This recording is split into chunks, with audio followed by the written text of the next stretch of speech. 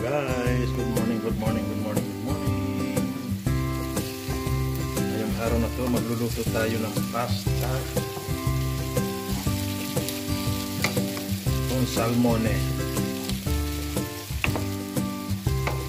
So, kinigisa natin yung tawag ito, green onions.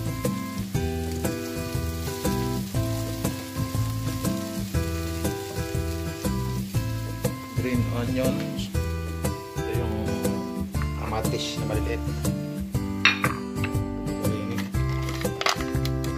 Ganito maliliit. Ito ang mahal dito. Tapos yung sibuyas na ganito, ginahit natin ng pino. Tapos ito yung ating kaya tinakudra-kudrado, salmon. Green onions, ginigisa muna natin. Lagyan natin yung kamatis.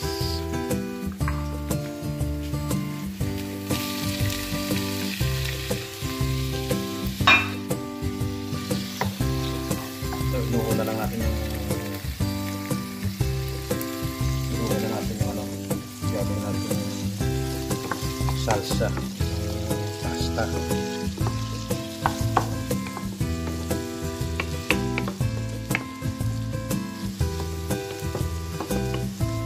Lang ang mga Italiano hindi nagagamit ng paminta. Ito tayo lang sa kanila kahit walang paminta, walang bawang. Yung sibuyas, pumapayag sila.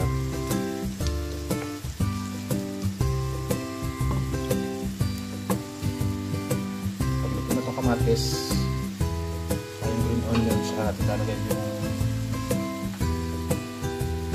ating salmon. Lagyan natin kudrado. Tapos naglalaga tayo ng asparagus. Tayo natin yung bambot. Tapos yung ating salmon, aalis natin ang balat. Natanggal natin yung balat.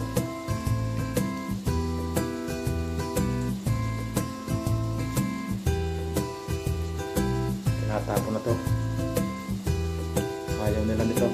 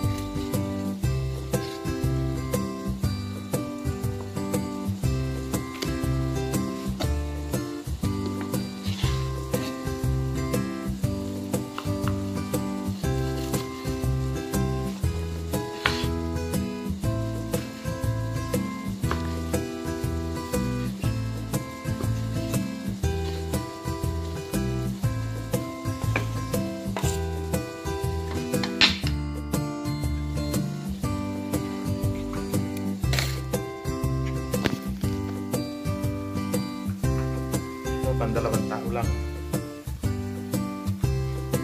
Yan, tinanggal natin yung banak.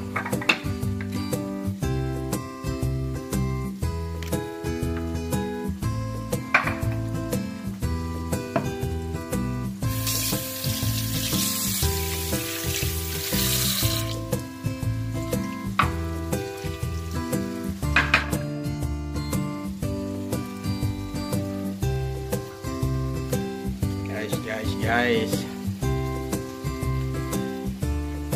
hindi ako nagmamakaawa sa inyo na mag-subscribe,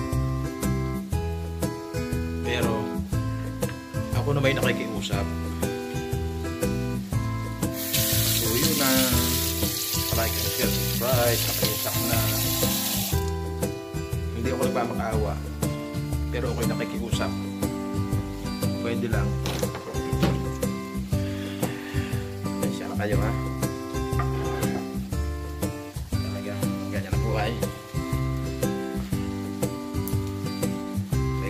pan.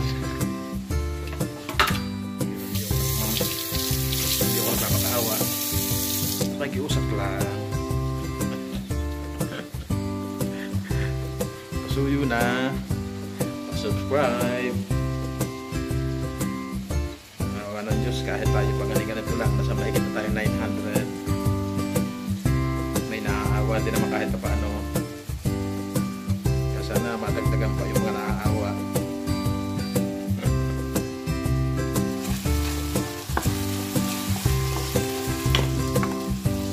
Yan o. Lalambutin natin yan hanggang sa parang matunaw siya. Lambot na lambot talaga. Pagkatuloy itong kamatis natin, natin ilalagay yung salmon Pronto na yung ating salsa, yung asugo.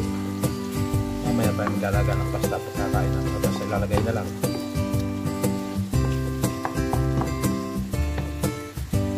Yung bawang. Ayaw nila ng bawang. Basta yun lang. Tapos nilagyan ko rin pala ito ng ng kaunting star margarine. Yung parang cheese. Dito naman ang tawag puro. Yan, hintay lang natin lumapot. Lalagyan natin yung isda.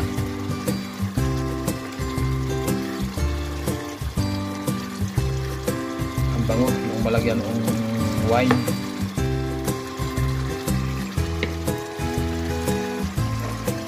Lagyan natin na wine ito.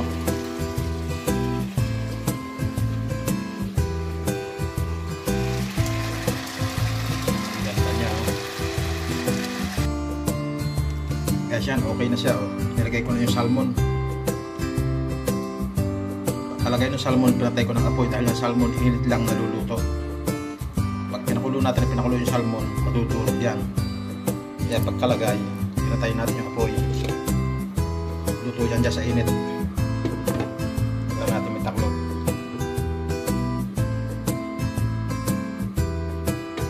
Tapos maglalaga tayo ng pasta.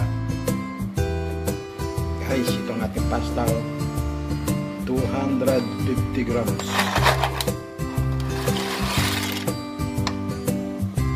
11 minutes. Luto siya. Ganda natin sugo.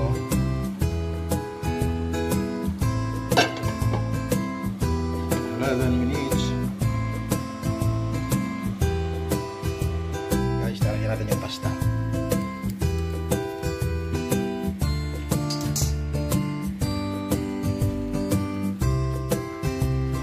Wow.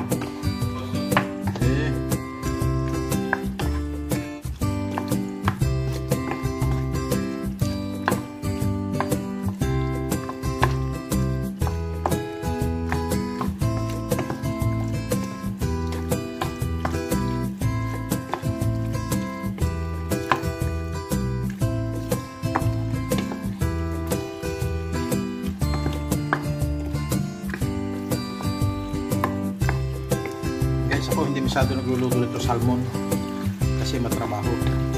Tulad ito, pag nilagay ang pasta, ang salmon tinatanggal dahil pag hinalo, matuturo. Halo natin ito sa napilalagay ng salmon sa ibabaw.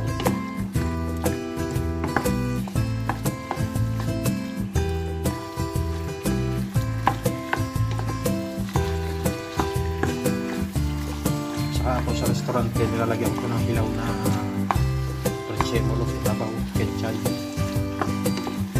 pang dekorasyon para may verde, pero sila halo na ng hilaw. Pero dito lang ayaw, sa restaurant kaya halos gusto. Ang pampaganda, pag nilagyan verde sa ibabaw, hinayat na prezzemolo.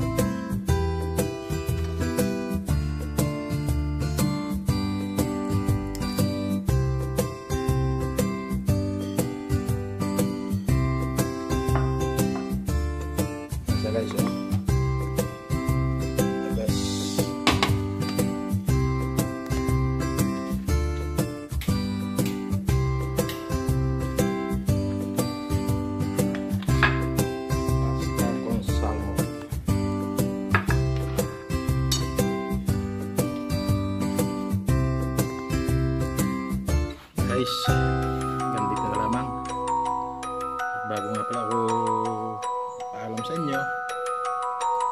Konting paliwanag lang doon sa aking niluto. Kahit anong isda, tanigi, lapu-lapu, tono, pasmelyo. Kung tono, mas masarap ang tono. Pwede nyo yun ang gamitin. Pero iisa ang proseso ng sarsa niya. Ganun din, basta pwede nyo palit-palitan ng isda. Ganun din, kamatis, pretzemolo,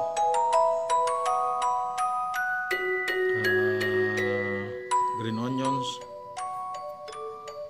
Yun lang, lalabugin nyo. Ngayon, kung sa Pilipinas, pwede kayo maglagay ng sibuyas, maglagay kayo ng bawang, paminta.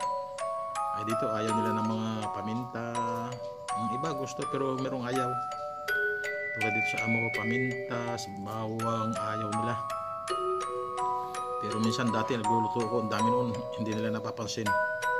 Dahil ang pinipili ko yung durga-durga paminta, saka ang bawang, tinatagdad ko ng pinong-pino. Guys, hanggang dito na lamang. Magandang araw muli sa inyong lahat.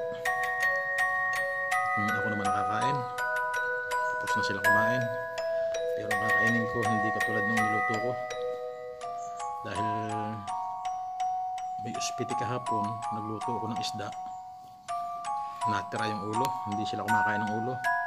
Kaya ako yung nanghihinayang tapon. Ginawa ko, nagsayang ako ng konting kanin. Ito yung ulam ko. Ang laking ulo ng isda.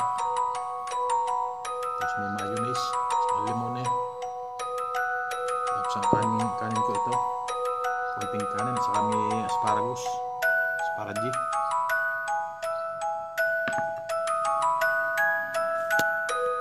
Mga kaibigan, mga kapatid, bye bye. Sa susunod na muli ating video, tulad ng dati sinasabi ko, hindi ako nagmamakaawa, nakikiusap lang. Baka naman. Bye bye mga kapatid. Narat tayo sa harap ng swimming pool. Sila sa loob, kumain, ako dito kakain.